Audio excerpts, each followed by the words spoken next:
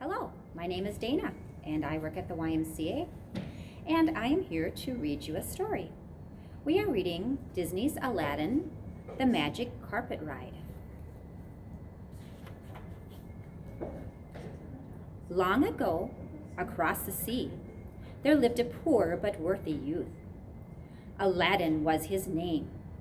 Aladdin had no silver, he had no gold, but he had 4 things money could not buy: a magic carpet, a magic lamp, a faithful friend named Abu, and a genie who would grant him 3 wishes. For his first wish, Aladdin asked to be turned into a prince. Then he could woo the Sultan of Aragba's lovely daughter. A royal decree: Princess Jasmine could only marry a prince.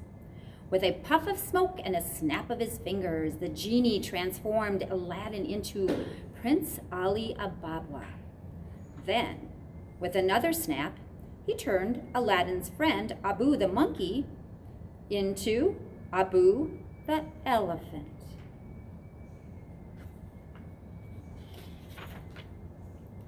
That very day, a fantastic procession approached the Sultan's castle. There were slaves and servants too numerous to count: white Persian monkeys, purple peacocks, golden camels, and lots more. Leading the parade were huge elephants, and riding atop the biggest of them all was none other than Prince Ali Ababa.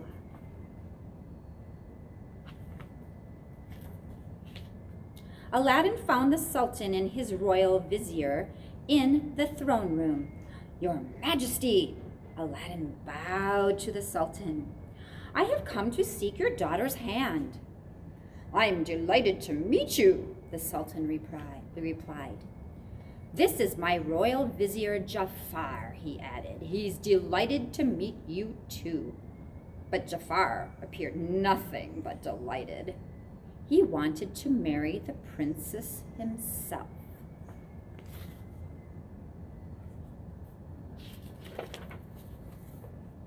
The Sultan stared at Aladdin's magic carpet, ignoring Jafar completely. "That's a remarkable device," he cried. I don't suppose I..." "Of course," said Aladdin, taking the royal hint and inviting the Sultan to hop aboard. While Jafar fumed, the Sultan took a spin around the room. His Majesty wasn't much of a pilot, but with a little help from the carpet, he was delighted to perform a few loop-the-loops before coming for a bumpy landing.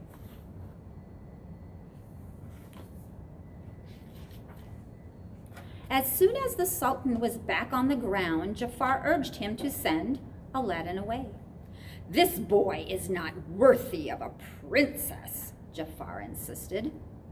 "Just let me meet her." Aladdin begged the Sultan, "I will win your daughter."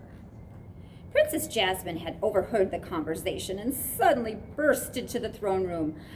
"How dare you!" she cried angrily. "Standing around deciding my future? I am not some kind of prize." With that, she flounced out of the room.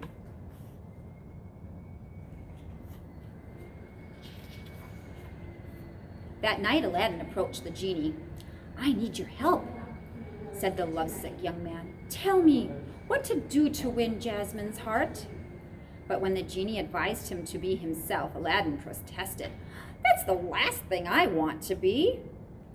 Aladdin was sure the genie was wrong. "If Jasmine knew I was really poor," he said, "she'd laugh at me." Before Genie could say another word, Aladdin put on his turban, climbed aboard the carpet, and flew off to see the princess.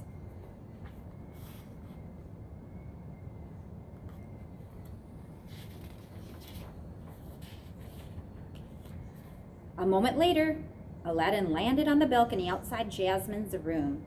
The princess and her pet tiger, Raja, came out to investigate. "What are you doing here?" Jasmine demanded when she saw Prince Ali's silhouette in the dark. "Leave me alone," she said, just as Raja batted the turban off of Aladdin's head. Aladdin quickly grabbed it. "Wait a minute," said Jasmine, staring at Aladdin's eyes. Without the turban, you remind me of a boy I met at the marketplace."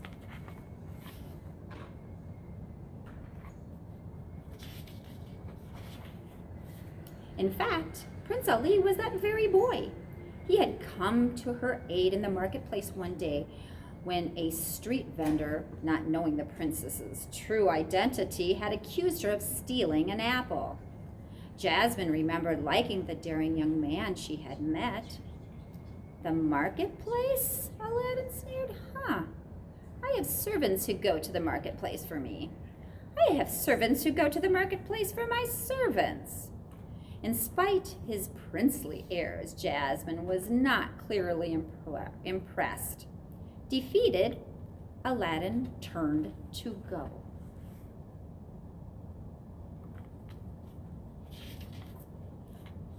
He stepped off the balcony, seemingly right into space.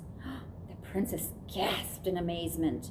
She had never seen a magic carpet before.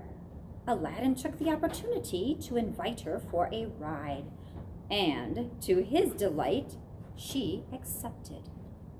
Jasmine and Ali flew off in a moonlight magic carpet ride. After hovering over the palace, they zoomed by the pyramids. They swooped down upon the lush apple orchard. Ali plucked a ripe red apple from a tree and gave it to Jasmine.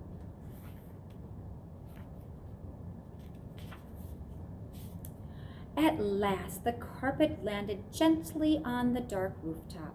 Jasmine and Aladdin gazed down upon the street festival lit up by fabulous fireworks. As Jasmine bit into the apple that the Prince Ali had given her, she suddenly remembered another apple and the poor lad who rescued her in the marketplace. Just as suddenly, she knew, without a question, that Prince Ali and Aladdin were the same person. She said nothing to Aladdin, but Jasmine felt her heart begin to melt.